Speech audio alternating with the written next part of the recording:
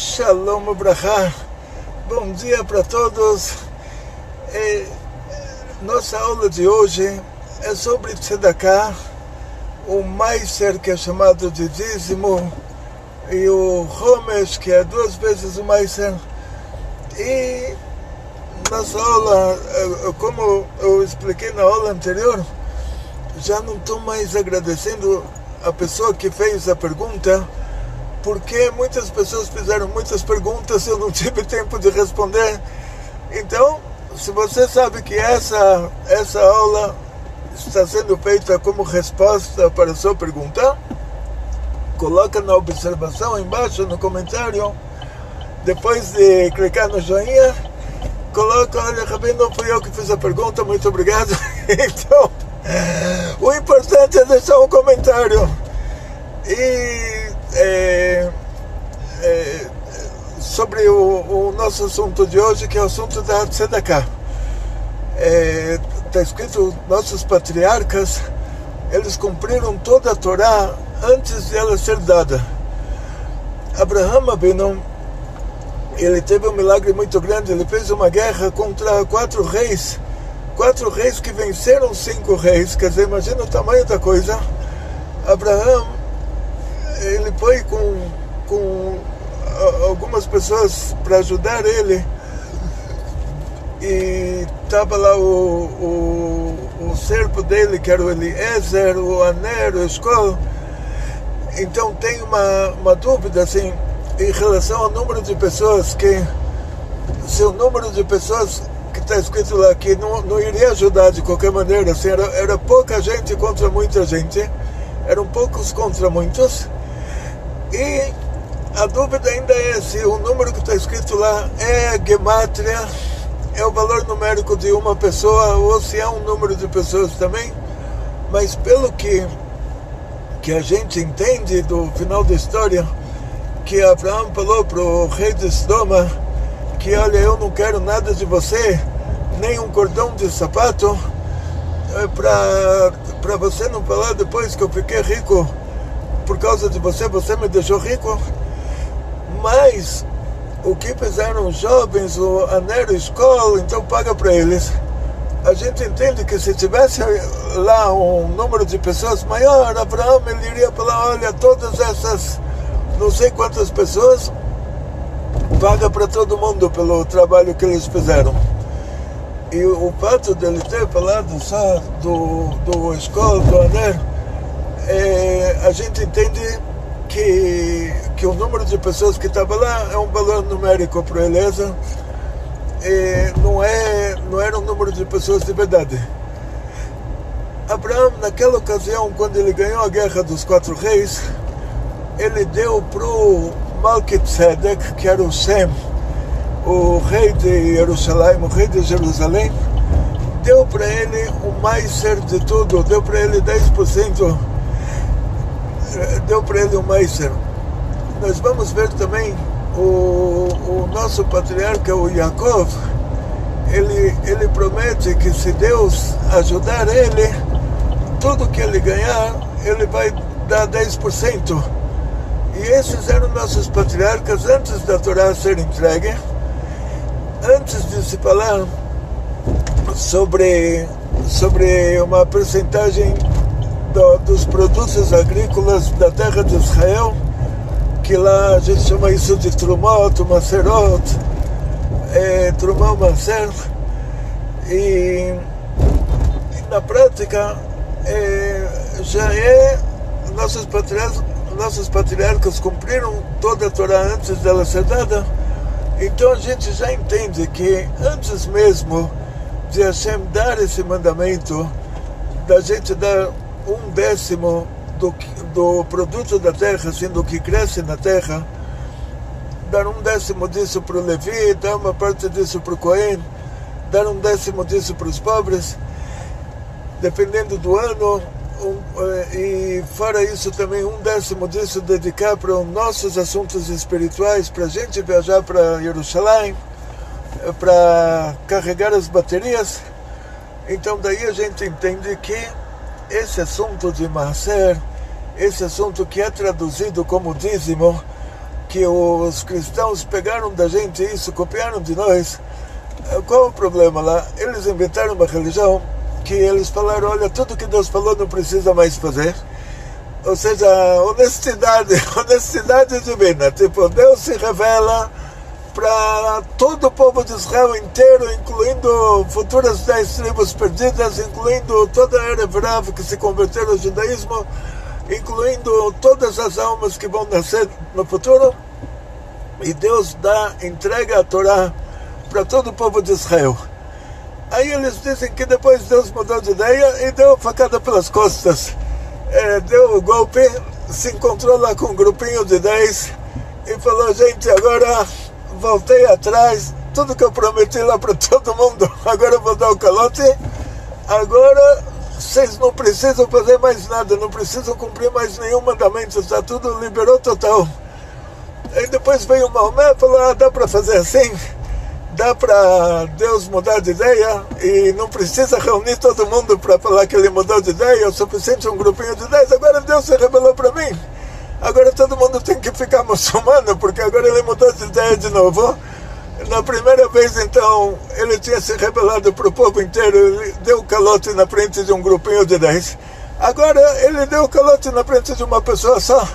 Qual a diferença? Se ele pode trocar um povo inteiro e dar um golpe dessa maneira, ele pode dar o golpe de novo de uma maneira muito mais profissional. Então tudo isso é uma deturpação da nossa religião. O que eles fizeram? Pegaram a nossa religião, falaram, olha, o Deus do judaísmo, que era um Deus honesto, ele ficou desonesto, ele enganou, ele agora voltou atrás do que ele falou e não reuniu todo mundo para confirmar. E falaram que não precisa cumprir mais mandamento nenhum. Mas aí eles falaram, peraí, como vamos pagar aí as dívidas da...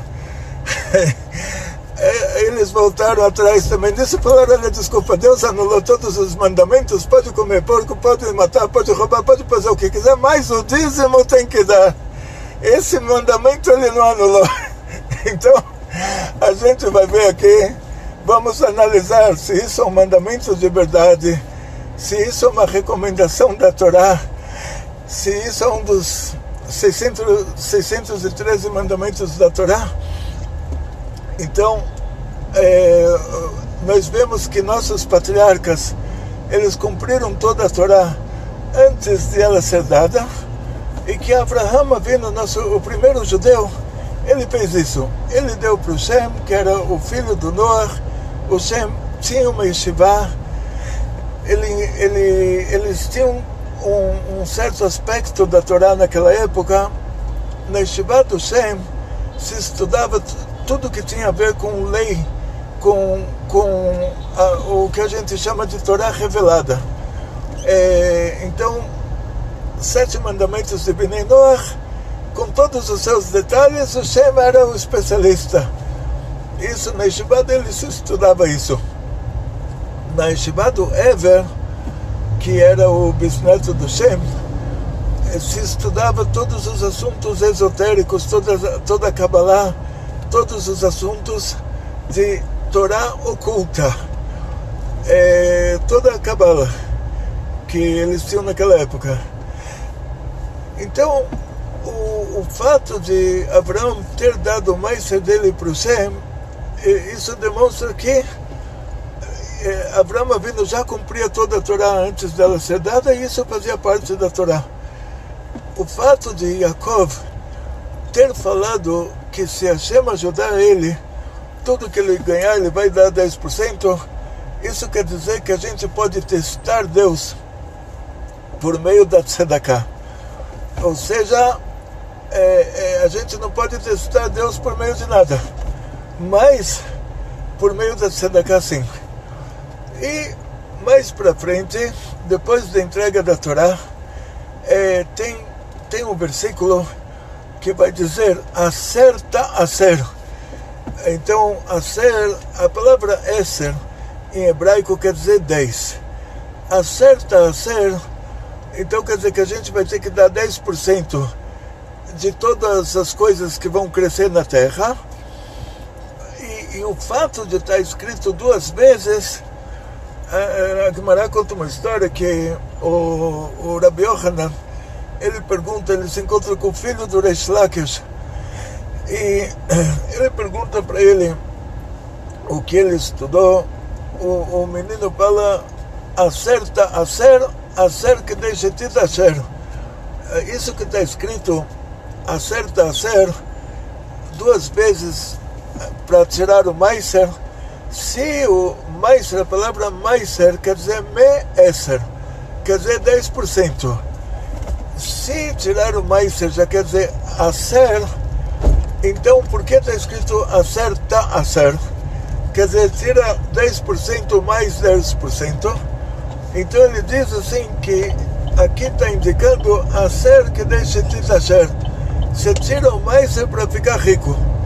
Daqui aprende nossos sábios que se você quiser manter o seu dinheiro, você quiser continuar no seu status, aí você dá 10%. Se você quiser ficar rico, você dá 20%. E eles, naquela época, eles falaram: a pessoa que vai dar tzedakah não precisa dar mais do que 20%. O Alter Rebbe, primeiro Rebbe de Chabad, ele falou assim: não tem que ser menos importante a cura da alma do que a cura do corpo. Ou seja, nós fazemos coisas erradas e nos arrependemos. Ou nos arrependemos ou não nos arrependemos, mas para curar essas coisas erradas, ou a gente tem que, depois que a gente fez tshuva, ou a gente tem que sofrer um pouquinho, ou a gente tem que dar tzedakah, ou no final a gente acaba, Deus me livre,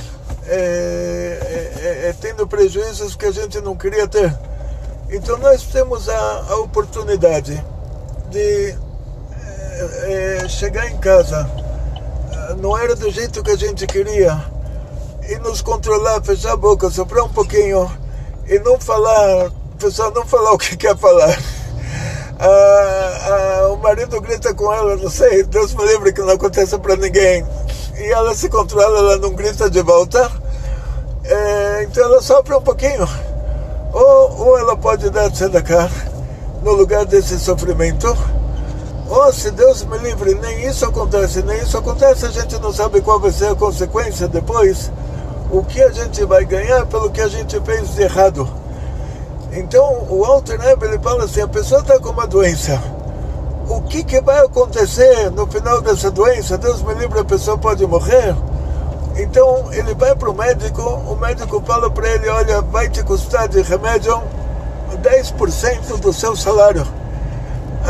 Aí ele está feliz, ele fala: então tá bom, então eu compro o remédio. Ficou doente de novo, chega lá no médico e fala: vai te custar 20% do seu salário. Tá bom, ele fala: até 20% eu estou disposto a continuar vivo. Chega um dia no médico, o médico fala: olha, sua doença está tão grave, o remédio vai custar 50% do seu salário.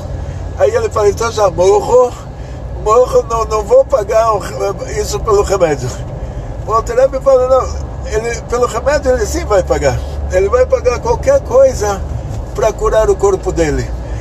Então não pode ser que a cura da alma ela seja menos importante do que a cura do corpo. Então a pessoa que fez coisas erradas e ele tem que consertar, ele fez tshuva, ele se arrependeu do que ele fez, o certo é ele dar mais tzedakah do que precisa, do que os 10% que é para ele não ficar pobre, os 20% para ele ficar rico, sendo que essa tzedakah que ele está dando é para consertar as coisas erradas que ele fez. Então ele não deve discriminar a cura da alma em relação à cura do corpo.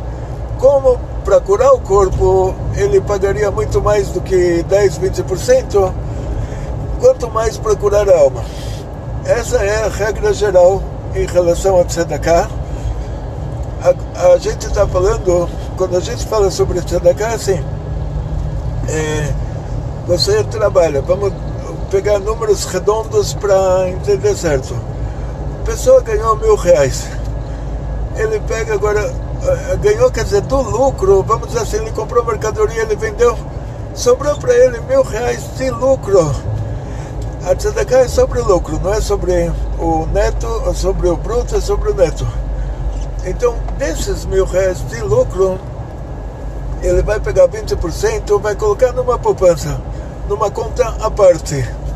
Agora, com os 800 que sobrou, ele vai pagar o aluguel, o condomínio, não sei como nas cidades pequenas se existe isso, condomínio, aluguel, porque aí vocês moram em casas terras, e ele vai pagar aqui em São Paulo, vamos dizer, aluguel, condomínio, conta de água, conta de luz, conta de telefone, e no fim, seguro de saúde, e terminou aí os R$800. Aí ele entra numa regra que é chamada Anieh HaKodmin, quer dizer, no lugar dele próprio pedir tzedakah, aí ele vai pegar esse cartão da tzedakah, ele vai pagar o seguro de saúde da mulher dele com esse cartão, quer dizer, os seus pobres estão em primeiro lugar, quer dizer, antes dele pedir uma tzedakah para outro, então aí o Shulchan Aruch entra e diz o seguinte, é uma coisa muito importante, a pessoa não deve se comportar dessa maneira. Dois pobres, quer dizer, se duas pessoas precisam de tzedakah, cada um, ele dá para o outro tzedakah, quer dizer assim, então ele está com R$200 lá que ele separou do Meiser Homesh. E o amigo dele está na mesma situação, também ganhou R$1.000, também separou 200, e agora os dois terminou os 800, eles precisam de mais 200. O que eles vão fazer? Eles vão trocar o Meiser, cada um vai dar para o outro, ou seja, assim, esses dois, vamos chamar eles de pobres, é só um exemplo, porque hoje em dia toda a classe média aqui está passando por isso. Então esses dois aparentemente pobres, cada um tem o Meiser dele, Meiser Homesh, 20% para ficar rico. Cada um tem os 20% dele, então ele tem a obrigação de dar, e ele tem o direito de receber, porque ele está precisando, ele pagou o aluguel, o condomínio, o IPTU, e a conta de luz, a conta de água, conta de gás, e agora chegou no seguro de saúde da mulher dele, ele não tem como pagar, então ele pode receber, pode de verdade. Então os dois combinam, um liga para o outro e fala, olha gente, vamos se encontrar hoje, eu estou aqui com os meus R$200 na mão, eu te dou e você me dá. Os dois se encontram, eu dou para ele os R$200, eu falo, olha, esse é o meu Meiser Homesh, o meu 20% de dízimo, e ele me dá de volta e fala, agora que já dei para ele, já o dinheiro ficou dele, ele me dá de volta e fala, olha, esse é para você, o meu dízimo, e aí eu vou lá e pago a conta. Isso que é, assim diz o Shulchan Aruch, dois pobres eles trocam o Meiser. O que quer dizer pobre o pobre não é como o brasileiro acha que a pessoa está morando embaixo da ponte e não tem o que comer. Isso para nós é um coitado que Deus me livre, é uma normalidade. O pobre no judaísmo, assim, você tem uma vida normal, de acordo com a vida normal que você teve, e Deus me livre, um ano não deu certo, continua tendo essa mesma vida normal, quer dizer, se você trabalhava, você ganhava um salário, você tinha um carro, você tem uma casa, a Torá não te obriga a vender o carro, não te obriga a vender a casa, é permitido para você pegar tzedakah e continuar tendo o seu padrão de vida normal. Ou seja, se você, na época que você trabalhava, você tinha um padrão de vida desses, isso te dá o direito de viver depois da tzedakah dentro desse mesmo padrão. Ninguém pode falar, o cara é pobre, ele tem um carro, porque se ele tinha um carro antes de ser pobre, ele pode ter o carro depois também. A pessoa não é obrigada, Deus me livre, a descer o padrão de vida dele, isso pode causar problemas e depressão e tudo mais. a gente não sabe, não entra nos motivos dos nossos sábios, mas quando eles determinaram isso dessa maneira, os motivos deles com certeza são melhores do que os nossos. Agora, para o que você tem que dar tzedakah? Vamos dizer que, graças a Deus, você separou os 20%, não precisa se preocupar, pagou todas as contas, ainda sobrou um pouquinho para passar as férias em qualquer lugar, e você está com a sua tzedakah agora na conta. Abriu uma poupança, não precisa pagar a manutenção da conta, é só para colocar o dinheiro para guardar, porque se guarda em casa, um dia você não tem dinheiro à vista, então você acaba gastando. É melhor assim, receber o salário, coloca numa conta que é feita só para isso. Aí você está com aquela conta, agora você vai usar o dinheiro para quê? Então, está escrito, Aniecha Kodmin, Anie Irecha.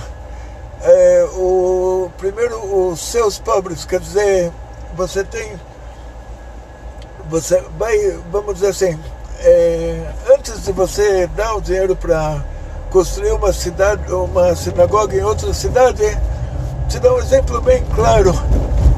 Você precisa investir na sua comunidade.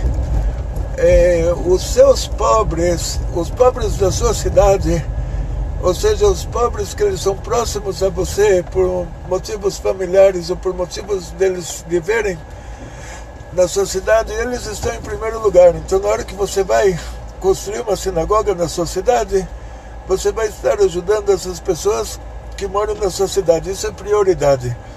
Ou seja, assim, uma comunidade tem que ter uma sinagoga, tem que ter um mikveh. Em primeiro lugar, um mikveh, depois a sinagoga. Quer dizer, vamos pelo que é mais urgente. A mulher, para viver com o marido, tem que ir numa média uma vez por mês no mikveh. Não sei como cada cidade tem uma represa, tem cidades que tem praia, mas o certo é construir um mikveh. Para que a mulher não fique com medo lá que o mar está puxando, ou que tem lá na represa tem peixes, e vai saber, você vai de noite numa represa, vai saber quem está pescando lá. Deus me livre, assim, a gente está num país de língua portuguesa, tem que tomar muito cuidado. Então, você não vai numa represa que dá até vergonha de falar, né? Eu estava falando, estamos publicando aulas em português, então me falaram, olha que honra, né? Graças a Deus, vão te ouvir na Indonésia, lá Ilha de Timor-Leste, em Macau, Guiné-Bissau, Moçambique, Angola, Brasil, até Portugal. Então a gente está num país de língua portuguesa, tem que tomar cuidado de noite onde a mulher vai mergulhar. E o certo é construir um mikveh. Depois que constrói o mikveh, constrói a sinagoga. O certo é uma comunidade que ainda não tem uma estrutura. Em primeiro lugar, pegar essa tzedakah, colocar na estrutura da comunidade. O judaísmo ele é estruturado na vida comunitária. Tem que ter uma sinagoga, tem que ter. Essa sinagoga, ela vai servir como centro cultural, lugar onde vão ter as aulas, onde vão ter as rezas, onde vão ter os casamentos. Em outras palavras, aqui nos nossos países de língua portuguesa, eu chamaria isso de prioridade, porque não é todo lugar que tem sinagoga, não é todo lugar que tem mikveh. A comunidade, ela se movimenta um pouco, quer dizer, tem bairros que tem sinagogas abandonadas e bairros que está faltando sinagoga, tem sinagoga que vive em lugar alugado. Então a gente entende que, em primeiro lugar, pensa na estrutura da sua cidade. O que eu recomendaria, assim, tipo, a pessoa está construindo uma sinagoga, então ela teria, o certo seria colocar lá plaquinhas. Cada pessoa que deu uma doação vai estar a plaquinha com o nome dele, no mérito da família dele. Ele vai mostrar depois essas plaquinhas para os filhos, para os netos. Imagina a alegria que eu entrei na sinagoga que foi fundada pela avó da minha esposa, e eu procurei a plaquinha de doação dela junto com a minha filha. Imagina a alegria que a gente teria se a gente encontrasse o nome dela lá. Se ela tivesse dado há 70 anos atrás R$100 de doação para a sinagoga, R$100, eu digo, hoje em dia uma plaquinha dessas, as sinagogas cobram geralmente $100, desculpa, R$100, R$500 em 10 prestações de 50, ou em 12 de 40, não sei, faz as contas aí. Mas vamos dizer que a sinagoga esteja vendendo a plaquinha por $100, R$500, e essa plaquinha vai ficar na parede da sinagoga. Você vai ter uma filha, sua filha vai crescer, você vai ter uma neta, a neta vai crescer. Quando a sua neta tiver 6 anos de idade, você leva ela já vai ter aprendido a ler, você leva ela para a sinagoga e mostra a plaquinha, pede para ela ler. Então, por exemplo, no nosso caso, aqui eu me dou como exemplo até. Sempre que a gente vai para a sinagoga, do avô paterno, do pai que era a sinagoga do pai da minha esposa, ele colocou lá uma homenagem para os pais dele. Então sempre que a gente vai para lá, eu mostro para a Rivka e para minha filha, eu falo, olha, tá vendo? Esse é o seu bisavô, essa é a sua bisavó, e ela se enche de orgulho, ela se sente dona do lugar, e com toda razão, porque sendo que a sinagoga é um centro comunitário, ela pertence à comunidade, ela pertence a todos esses que deram essas doações, e por causa disso, o certo é que cada um, ninguém seja humilde nessa hora, cada um coloque o seu próprio nome na plaquinha, no mérito da sua própria família. E nessa hora a gente não tem que ser tzadik, nessa hora a gente tem que ser gente. Então o que eu recomendo é assim, quando você constrói o centro comunitário, quando você constrói a sinagoga, construir ela vendendo essas plaquinhas, porque dessa maneira não só que as pessoas vão se envolver, como isso vai ser bom para os filhos, para os netos, para os bisnetos, para os tataranetos. O Mashiach já vai chegar imediatamente, mas o Rebbe diz assim que na época do Mishkan, quando o povo de Israel saiu do Egito, eles montavam o Mishkan como se fosse, eles traduzem Mishkan como tabernáculo, mas eu não sei a diferença, porque se pergunta para alguém na rua o que é um tabernáculo, ele também não vai saber. Então vamos falar Mishkan. Na época do Mishkan, eles montavam esse templo móvel como se ele fosse ficar lá a vida inteira, mesmo sabendo que às vezes ele iria ficar lá um dia e depois a nuvem começava a se mover e eles tinham que desmontar o templo móvel e continuar a viagem. Mesmo que uma vez ficaram 10 anos no lugar só, mas eles montavam o templo móvel como se fossem ficar lá a vida inteira, mesmo sabendo que poderiam ficar lá um dia só. Dessa mesma maneira, a gente tem que montar a nossa comunidade como se a gente fosse ficar lá a vida inteira.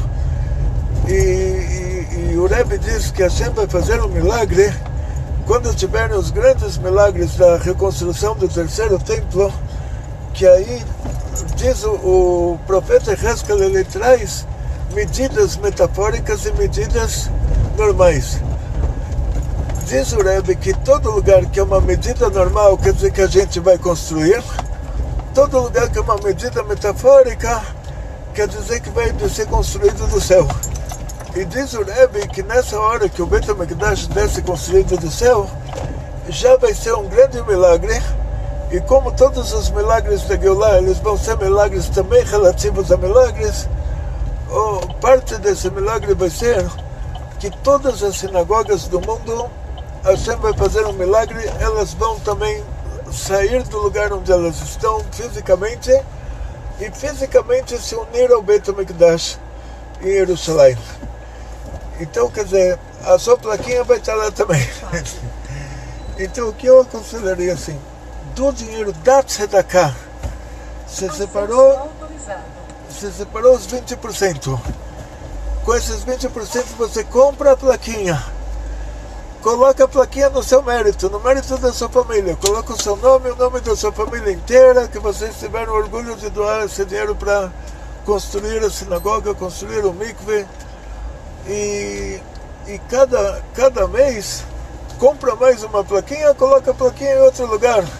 Coloca a plaquinha, uma plaquinha você coloca no mikve, uma plaquinha você coloca na sinagoga, uma plaquinha na cozinha. Essa pia foi doada por, essa torneira foi doada por, esse botão de luz foi doado por... A tal ponto, tem sinagogas aqui que eles têm uma coisa chamada Etz Chaim. Eles desenham uma árvore na parede e as frutas da árvore são essas plaquinhas. E essas plaquinhas você desconta do 10, 20% que você tem que dar para tzedakah. E é isso que eu recomendo. Pense primeiro na sua comunidade, o que os seus filhos vão ver. Seus filhos não vão viajar para Israel para ver a plaquinha que você colocou lá, onde você vai levar as suas crianças pela mão para mostrar para eles onde você mora é o principal. E desejo a todos vocês muito sucesso, muita saúde, muito dinheiro, muitas felicidades, tudo de bom. Ver Betzlachai, muito dinheiro, porque a tzedakah é uma esgulá para ganhar dinheiro. Kol tov.